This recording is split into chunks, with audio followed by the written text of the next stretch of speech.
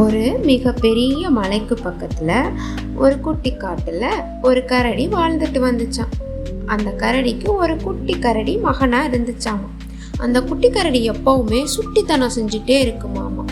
ஒரு நாள் அந்த பெரிய கரடி சின்ன கரடியை பார்த்து, நீ ரொம்ப புத்திசாலியா இருக்க, அதனால நீ எந்த ஆபத்து உனக்கு வந்தாலும் புத்திசாலித்தனத்தை பயன்படுத்தி அந்த இடத்துல இருந்து நீ தப்பிச்சுக்க முடியும். அதனால நீ எப்பவுமே புத்திசாலித்தனமா யோசிச்சு நடந்துக்கோன்னு சொல்லிச்சான். ஒரு நாள் பெரிய கரடி உணவு தேடி காட்டுக்குள்ள போச்சான். அப்ப அந்த குட்டி கரடிக்கு ரொம்ப போர் அடிச்சிச்சான். உடனே நம்மளும் அந்த காட்டுக்குள்ள போய் பார்த்தா என்னன்னு தோணுச்சான்.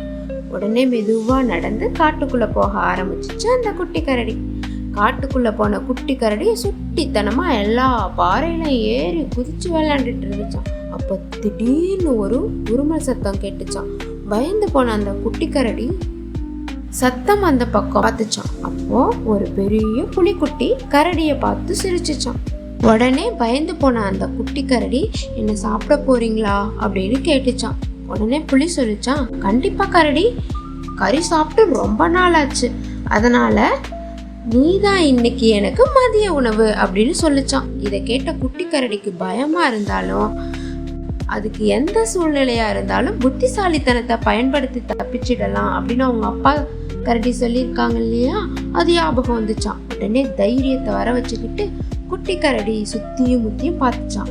அப்பதான் அங்க ஒரு பாறைக்கு பக்கத்துல நிக்கிறதையும் அந்த பாறை ஒரு சின்ன பாறையை முட்டிக்கிட்டு நிக்கிறதையும் பார்த்துச்சான் அந்த குட்டி கரடி. அந்த குட்டி பாறையை எடுத்துட்டாங்கன்னா அந்த பெரிய பாறை அவங்கள நசுக்கிடும் அப்படிங்கிறத புரிஞ்சுக்கிட்ட அந்த குட்டி கரடி, எப்படியாவது இந்த சின்ன பாறையை பிடிச்சு இழுத்தோன்னா அது அந்த புலி மேல விழுந்து அமுக்கிடும், நாம தப்பிச்சிடலான்னு நினைச்சிச்சான்.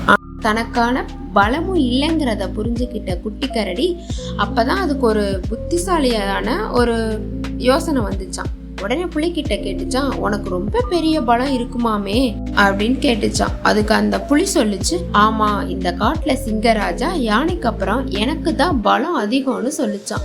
இத கேட்ட கரடி சொல்லிச்சான், நான் இன்னைக்கு உங்களுக்கு சாப்பிட மாறினதுனால ரொம்ப சந்தோஷம், என்னை எப்படியும் நீங்க சாப்பிட போறீங்க, இருந்தாலும் எனக்கு உங்களோட பழத்தை காமிங்க, எனக்கு ரொம்ப ஆசையா இருக்குன்னு சொல்லிச்சான். உடனே புலி சொல்லிச்சு, என்ன செஞ்சு என்னோட பழத்தை நிரூபிக்கிறது, இந்த மரத்தை எல்லாம் அடிச்சு உடைக்கட்டுமான்னு கேட்டுச்சான். அதை நானே செஞ்சிடுவேனே, இங்க பாருங்க இந்த பெரிய பாறைய, இதை தூக்குங்க பார்க்கலான்னு சொல்லிச்சான். அதுக்கு புலி சொல்லிச்சான், இது இந்த உலகத்துல இருக்கிற யாராலையுமே முடியாது, என்னால செய்ய முடிஞ்ச வேற ஏதாவது சொல்லு, நான் செய்யறேன்னு சொல்லிச்சான். அப்ப அடியில இருக்கிற அந்த சின்ன கல்லையாவது தூக்குங்களேன்னு சொல்லிச்சான். உடனே அந்த புலி அந்த சின்ன கல்லை அசைச்சிச்சான். உடனே அதுக்கு மேல முட்டிக்கிட்டு இருந்த பெரிய பாறை புலி மேல விழுந்து நசுங்கிடுச்சான்.